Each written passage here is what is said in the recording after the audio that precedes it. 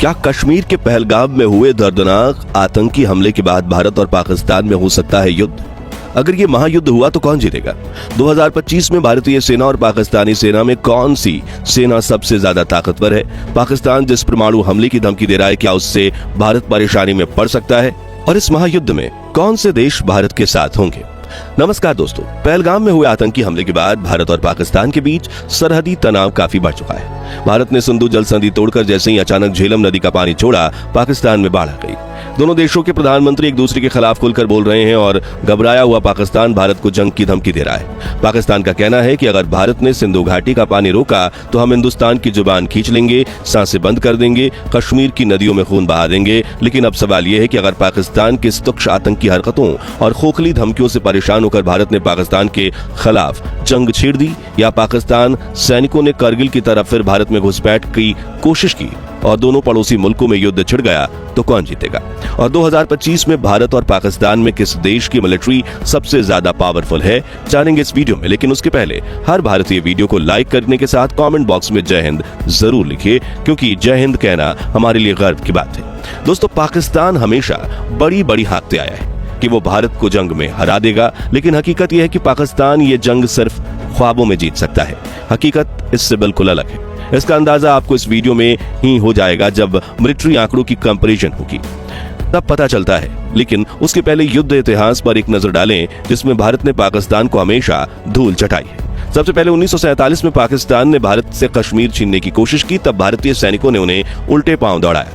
साल 1965 में पाकिस्तान ने फिर भारत के खिलाफ युद्ध छेड़ा। तब के प्रधानमंत्री लाल बहादुर शास्त्री की आगेवानी में भारतीय सेना ने पाकिस्तान के खिलाफ सरप्राइज अटैक छेड़ दिया और लड़ते लड़ते वो कब लाहौर पहुंच गए उन्हें पता नहीं चला। यानी भारतीय सेना ने लाहौर में तिरंगा फहराया और पाकिस्तान वो जंग भी हार गया।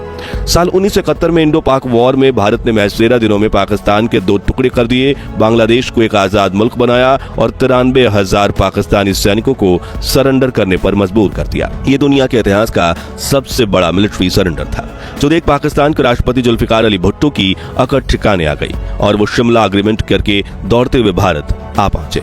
जिसके बाद साल 1984 में पाकिस्तान ने होशियारी से सियाचिन पर कब्जा करने की कोशिश की। तब भारतीय सेना ने ऑपरेशन मेघदूत लॉन्च करके हर पाकिस्तानी सैनिक को सियाचिन से खदेड़ फेंका। ऊंची पहाड़ियों में ये इतना खतरनाक मिशन था जो भारत के जवानों की वीरता का प्रमाण है।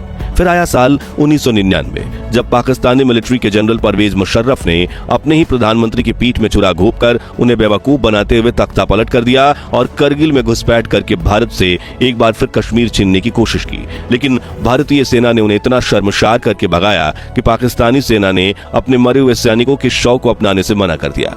इसके अलावा कई छोटे मोटे सरहदी युद्धों में भारत ने पाकिस्तानी सेना और आतंकवादियों को हमेशा मात दी है। लेकिन फिर भी पाकिस्तान 2025 में ऐसे समय पर भारत से युद्ध करना चाह रहा है जब उसके पास खाने के पैसे तक नहीं है, जबकि भारत दुनिया की चौथी महाशक्ति बन चुका है।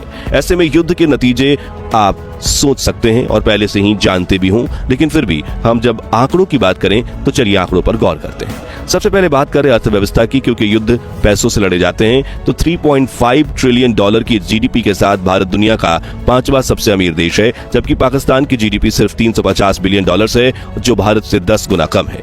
यानी अगर पाकिस्तान भारत से जंग छेड़ेगा तो कुछ ही हफ्तों में कंगाल हो जाएगा, क्योंकि उसके पास पैसा नहीं है। और पैसा नहीं है तो डिफेंस बजट भी कहां से होगा? जी हां, भारत का डिफेंस बजट करीब 80 अरब डॉलर है, जबकि पाकिस्तान का डिफेंस बजट सिर्फ 7 से 8 अरब डॉलर है। यानी भारत से 10 गुना कम। और अगर भारत पाक युद्ध हो भी जाता है तो भारत की केंद्र सरकार के पास इतना पैसा है कि वो इस बजट को आसानी से 5 गुना बढ़ा देगी, जबकि पाकिस्तान के पास तो गेहूं खरीदने के पैसे नहीं है, तो डिफेंस बजट की तो बात करना भी फिजूल है। अब चीन उसे उधार पर हथियार दे सकता है, लेकिन कितने? क्योंकि वो भी जानता है कि पाकिस्तान कंगाल है और हथियारों के पैसे कभी वापस नहीं मिलेंगे। यानी भारत को हराना तो दूर की बात है, बस युद्ध में सामने खड़े रहने के लिए भी पाकिस्तान को अपनी पूरी अर्थव्यवस्था दांव पर लगानी पड़ेगी। अब बात करते हैं मिलिट्री स्ट्रेंथ की, यानी 2025 में भारत और पाकिस्तान में से किस देश की मिलिट्री ज्यादा ताकतवर है। तो ग्लोबल फायर पावर इंडेक्स ने हाल ही के दिनों में दुनिया के सबसे ताकतवर देशों की जो लिस्ट जारी की है, उसमें भारत ने एक बार फिर अपना लोहा मनवाया है। इस रिपोर्ट के मुताबिक अमेरिका, रूस और चीन के बाद भारत चौथे नंबर पर है। यानी भारत अब दुनिया की चौथी सबसे ताकतवर मिलिट्री ताकत बन चुका है। वहीं पाकिस्तान इस लिस्ट में टॉप 10 में तो नहीं है, लेकिन 12वें नंबर पर कहीं नीचे पड़ा हुआ है और उसकी ताकत भारत से आधी भी नहीं है। मगर फिर भी हम नंबर्स को देखें तो भारतीय सेना के पास 14,55,000 एक्टिव सैनिक हैं। इसके अलावा 12 लाख रिजर्व फोर्स और करीब 25 लाख पैरामिलिट्री जवान हैं जो जरूरत पड़ने पर देश के लिए जान भी दे सकते हैं और दुश्मनों की जान भी ले सकते हैं। वहीं दूसरी ओर पाकिस्तान के पास सिर्फ 6.5 लाख एक्टिव मिलिट्री पर्सनल हैं, 5.5 लाख रिजर्व फोर्स और 5 लाख पैरामिलिट्री फोर्स हैं। यानी सैनिकों की कुल संख्या के मामले में भारत पाकिस्तान से कई गुना आगे है। अगर लैंड पावर की बात करें तो यहाँ भी भारत पाकिस्तान से बहुत आगे है। भारत के पास कुल 4200 टैंक्स हैं जिनमें से कई आधुनिक तकनीक से लैस हैं, जबकि पाकिस्तान के पास सिर्फ 2600 टैंक्स मौजूद हैं। भारत के पास 4100 आर्टिलरी है, जबकि पाकिस्तान के पास इससे काफी कम, केवल 3200 आर्टिलरी हैं। इसके अलावा ग्लोबल फायर पावर इंडेक्स के अनुसार भारत के पास 1,51,000 मिलिट्री व्हीकल्स हैं, जबकि पाकिस्तान के पास सिर्फ 17,500 मिलिट्री व्हीकल्स हैं। अब जरा सोचिए, युद्ध के मैदान में जब हर तरफ गोलियां बरस रही हों तब लॉजिस्टिक और ग्राउंड सपोर्ट कितनी बड़ी भूमिका निभाते हैं और इस मोर्चे पर भारत पाकिस्तान को रौंद सकता है। दोस्तों, आधुनिक जमाने में युद्ध जमीन से ज्यादा आसमान में लड़ा जाता है। ऐसे में अगर हम एयरफोर्स की ताकत की बात करें तो भारत के पास कुल 2300 मिलिट्री एयरक्राफ्ट की एक विशाल फ्लीट है, जिसमें फाइटर जेट्स से लेकर ट्रांसपोर्ट, अटैक हेलीकॉप्टर और सर्विलांस ड्रोन तक सब कुछ शामिल है। जबकि पाकिस्तान के पास एक ठीक ठाक एयरफोर्स है जहां 1400 एयरक्राफ्ट मौजूद है, लेकिन संख्या से ज्यादा फर्क उनकी क्वालिटी और टेक्नोलॉजी पे पड़ता है। भारत के पास 513 फाइटर जेट्स हैं, जिनमें राफेल, सुखोई 30 और मिराज 200 जैसे अत्याधुनिक लड़ाकू विमान शामिल है। जबकि पाकिस्तान के पास सिर्फ 328 फाइटर जेट्स हैं, जिसमें अधिकतर F-16 और F-17 जैसे पुराने या कम कैपेबिलिटी वाले जेट्स हैं।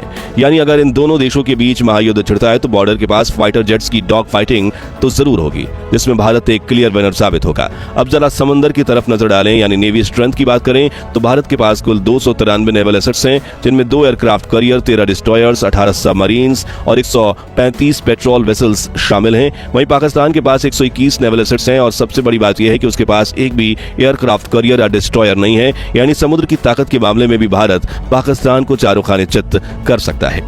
अब यहाँ तो आंकड़े जाने बिना ही हम अंदाजे में ये कह सकते हैं कि भारतीय सेना के सामने पाकिस्तानी सेना का टिकना नामुमकिन है। लेकिन जब से पहलगाम हमले के बाद भारत पाकिस्तान के खिलाफ सख्त कदम उठा रहा है, तब से पाकिस्तान परमाणु हमले की धमकी दिए जा रहा है। ये वही पुराना पाकिस्तान है जो हर बार युद्ध के डर से अपनी हार मानकर न्यूक्लियर अटैक की घिसी पिटी धमकी देता है। लेकिन सवाल यह है कि क्या ये धमकी अब किसी काम की भी है? तो देखिए, पाकिस्तान के पास 170 न्यूक्लियर वारहेड्स हैं, जबकि भारत के पास 180 परमाणु हथियार हैं।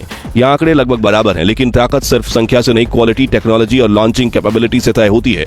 भारत के पास 5 अग्नि जैसी इंटरकॉन्टिनेंटल बैलिस्टिक मिसाइल्स हैं जो 5500 किलोमीटर की दूर तक सटीक निशाना लगा सकते हैं। वहीं भारत के पास न्यूक्लियर ट्रायड यानी जमीन, समुद्र और हवा तीनों माध्यम से परमाणु हमला करने की क्षमता है, जो पाकिस्तान के पास नहीं है। जैसे कि भारत की न्यूक्लियर सबमरीन INS अरिहंत समंदर में रहकर बिना पता चले दुश्मन देश को खत्म कर सकती है। हालांकि भारत की नो फर्स्ट यूज नीति दुनिया में सराही जाती है, यानी भारत कभी पहले परमाणु हथियार का इस्तेमाल नहीं करेगा, लेकिन अगर दुश्मन ने पहले हमला किया तो फिर भारत का जवाब इतना विनाशकारी होगा कि पाकिस्तान को नक्शे से मिटाने में कुछ मिनट ही लगेंगे। यानी पाकिस्तान भले ही गीदड़ भभकी देता रहा, लेकिन अगर उस तरफ से कोई भी न्यूक्लियर मिसाइल भारत की तरफ बढ़ी तो जवाब में भारत का प्रहार इतना प्रलंकारी होगा कि इतिहास में सिर्फ उसका नाम रह जाएगा, वो भी सिर्फ किताबों में। आखिर में बात करें दोनों देशों के दोस्तों की यानी इंटरनेशनल सपोर्ट की, तो पाकिस्तान की हालत यहाँ भी खराब है। उसके सबसे करीबी दोस्त चीन, ईरान और तुर्की हैं। ईरान के हथियार की क्वालिटी कितनी खराब है ये किसी से छिपा नहीं है, और चीन से जो टैंक और मिसाइल पाकिस्तान ने ली है उनके बारे में खुद पाकिस्तान ने शिकायत की है कि वो अक्सर खराब रहते हैं। तुर्की सिर्फ बयानबाजी करता है, असल में मदद के वक्त पीछे हट जाता है। पाकिस्तान के दोस्त सिर्फ नाम के हैं, हकीकत में वो भी जानते हैं कि भारत से टकराना मतलब मुसीबत को न्योता देना है। वहीं अगर बात करें भारत के दोस्तों की, तो भारत के साथ खड़े हैं दुनिया के सबसे ताकतवर देश अमेरिका, फ्रांस, रूस, इजराइल, जापान और ऑस्ट्रेलिया, जिनमें से इजराइल और रशिया तो जरूरत पड़ने पर भारत के साथ युद्ध मैदान में उतरने से पीछे नहीं हटेंगे। यानी ये साफ है कि पाकिस्तान भारत को युद्ध में धमकी देकर अपने ही पैर पर कुल्हाड़ी मार रहा है। तो दोस्तों, अगर आपको भी भारतीय सेना पर गर्व है तो कमेंट बॉक्स में जय हिंद जय जवान जरूर लिखिए। ये वीडियो पसंद आया हो तो इसे इतना लाइक और शेयर कीजिए कि यह खबर हर भारतीय तक पहुंचे, और फैक्ट पर बेस्ड ऐसे ही सच्चे वीडियोस के लिए हमारे चैनल को सब्सक्राइब करके पास वाली घंटी जरूर बजा दीजिए। जय हिंद, वंदे मातरम।